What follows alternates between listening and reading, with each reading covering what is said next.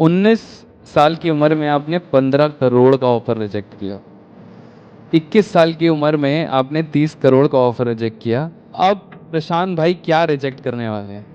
कितना offer reject करने वाले हैं? तो मुझे जहां तक लगता है आपकी एज 20-22 साल 23 साल तक होगी, ये यही एज है, सही गेस हाँ। किया मैं? तो ये कंसिस्टेंसी, मोटिवेशन, इसके पीछे का सीक्रेट क्या है? ऐसी क्या एनर्जी है, क्या रीजन है? और मैं प्रशांत भाई आपके बारे में और जानना चाहता हूँ। तो कुछ क्वेश्चंस ऐसे आएंगे जिसमें आपको लगेगा हम ग्रिल कर रहे हैं, बट नहीं, हम ग्रिल नहीं करेंगे आपको, क्योंकि मैं अंदर तक जानना चाहता हूं। तो हो सकता है वो एक लेयर क्रॉस करते हुए फिर मैं पहुंचूं और मैं बात करूं और मैं सवाल पूछूं आपसे।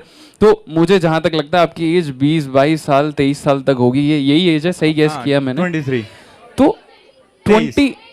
भाई थोड़ा रिसर्च किया मैंने भाई के बारे में, तो आंखें गड्ढे में गिर गई, मेरी जबान बाहर आ गई। मैं कहा भाई क्या है, फिर फटाफट लगाई, फिर दोबारा पढ़ा।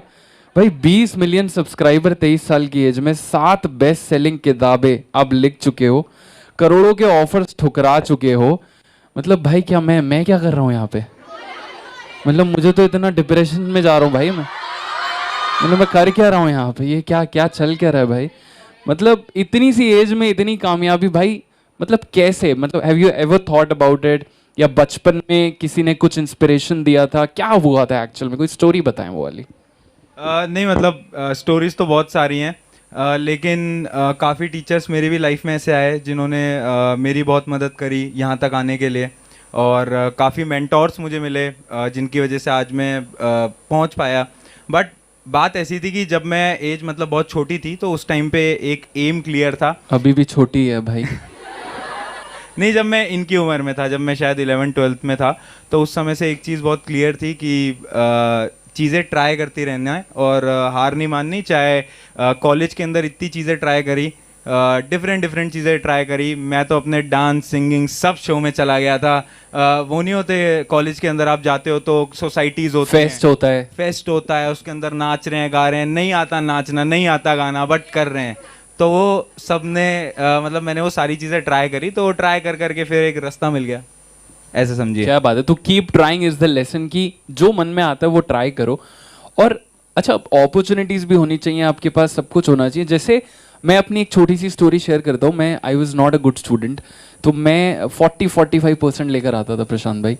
तो 8th क्लास में पीटीएम जब हुई, हमारे एग्जाम्स आए, तो मेरी एक टीचर ने बोला, डाउन था, तो जब कोई भी एक ऐसी पॉजिटिव बात कर देता है ना, और जो भरोसा दिखा देता है आपने कि यार तू कुछ कर जाएगा अपने जीवन में, वो आपकी स्ट्रेंथ बन जाता है बहुत बड़ा। तो मैं चाहता हूँ आप एक स्टोरी ऐसी हमसे ज़रूर शेयर करो जो आपको लगता है यार बड़ी मेरे साथ आज भी है, मौजूद है, मुझे लगता है उसने मुझे पावर दिया है यहाँ तक पहुँचने का। नहीं मतलब मुझे ऐसा लगता है कि वो स्टोरीज सबको पता ही हैं कि एक क्लास ऐसी थी जब मैं क्लास 11th में था, और उस टाइम पे ऐसा फील हो रहा था ना कि कुछ अच्छा नहीं चलता। और वो क्लास ऐसी होती है, जो स्टूडेंट्स यहाँ पर 11th के होंगे वो फील कर पा रहे होंगे कि उन्हें पता है कि वो क्लास ऐसी होती है जब कुछ समझ नहीं आता कि आखिर करना क्या है, मार्क्स नहीं आ रहे, पेरेंट्स का प्रेशर अलग जा रहा है। तो मेरे एक टीचर थे, तो उन्होंने मुझे एक बार बुलाया और उन्होंने मुझसे बस एक चीज़ बोली थी कि ये लाइफ तेरे हाथ में, अगर तू चाहे तो इसे अभी बदल दे, और अगर तू चाहे तो ऐसे ही चलता रहे जैसे कि तुझे अपनी ज़िंदगी काटनी है। तो उस दिन मुझे ऐसा लगा कि ये लाइफ जो है सच में मेरे हाथ में, अगर मैंने आज डिसीजन नहीं लिया इसको चेंज करने का, तो वो शायद वो डिसीजन कभी आएगा नहीं।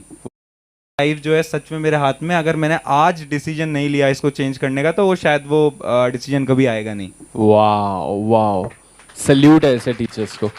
एंड मुझे ऐसा लगता है ना कि जो मैं काम कर रहा हूँ आज के समय पर, उसका भी मेन एम यही है कि इन लोगों की लाइफ में मतलब ना, हम सबकी लाइफ में बहुत कम ऐसे लोग होते हैं जो कि हमसे बोलते हैं कि तू कर लेगा, तू कर लेगी, मेरे को पता है, तू कर लेगा, तू कर लेगा। ऐसे बहुत कम लोग होते हैं। तो आई बिलीव कि शायद मैं तुम सबकी लाइफ में वो इंसान बन पाया। Definitely definitely. और इससे मेरा एक कनेक्टिंग क्वेश्चन है कि अगर मैं एनालाइज करूं, आपने 2019 में अपना यूट्यूब चैनल स्टार्ट किया था, और अभी आप मोस्टली आई थिंक हफ्ते में एक वीडियो ज़रूर डालते हैं आप हमेशा, और 3 क्लासेस भी चलाते हैं, ऑथर भी हैं।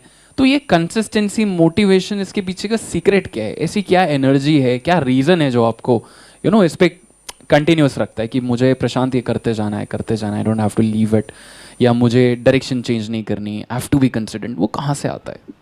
मतलब वेरी ऑनेस्टली ना, बहुत टाइम ऐसा आता है जब ऐसा लगता है कि अब मन नहीं कर रहा करने का, थक चुके हैं, बहुत हो गया, इतनी मेहनत कर ली, इतने साल से मेहनत करी तो रहे हैं, पिछले 6 साल से मेहनत कर रहे हैं, बहुत हो गया, ऐसा कभी कभार लगता है। बट देन आई रिमेंबर एक बार क्या हुआ था कि अभी बोर्ड एग्ज़ाम जब हुए थे सभी स्टूडेंट्स के, तो उस टाइम पे ना बहुत मेहनत करी, इनको बहुत पढ़ाया, 5-5 घंटे की मैराथन क्लासेस इनकी ली, बहुत कंटेंट बनाया। तो उस टाइम पे मैं 3-3 4-4 घंटे सोता था, और बहुत लोग ये भी बोल रहे थे कि इतनी मेहनत स्टूडेंट्स के लिए क्यों करनी है, वो पढ़ लेंगे वैसे भी। बट इन सब के लिए फिर भी मेहनत करी, इन सब के एग्ज़ाम भी हुए। और मुझे याद है वो दिन जब मैं इन सब से मिलने गया था एक स्कूल के सेंटर के बाहर, और मैं गया ना तो वहाँ पर एक स्टूडेंट की मम्मी थी जो कि रोते रोते आती है मेरे पास, और वो बोलती हैं कि मेरी बेटी बिल्कुल भी साइंस नहीं पढ़ रही थी, बट वो जो आपने 4 दिन के अंदर जो आपने पढ़ाया उसकी वजह से आज उसका पेपर अच्छा हो गया। तो मुझे लगता है कि वो मोटिवेशन सबसे हाई है। Wow, I got goose bumps.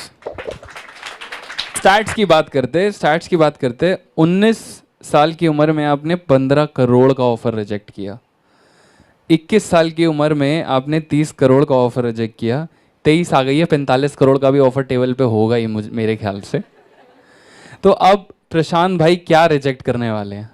कितना ऑफर रिजेक्ट करने वाले हैं? अब अब उतना कोई दे नहीं पाता है एक्चुअली ना। अब वो वाली स्थिति नहीं है, अब ऑफर एक्चुअली हम देते हैं। ओ भाई, तालियां बजनी चाहिए भाई इस पे तो। अरे मजाक कर रहा हूँ, तुम क्या ताली बजा रहे हो यार।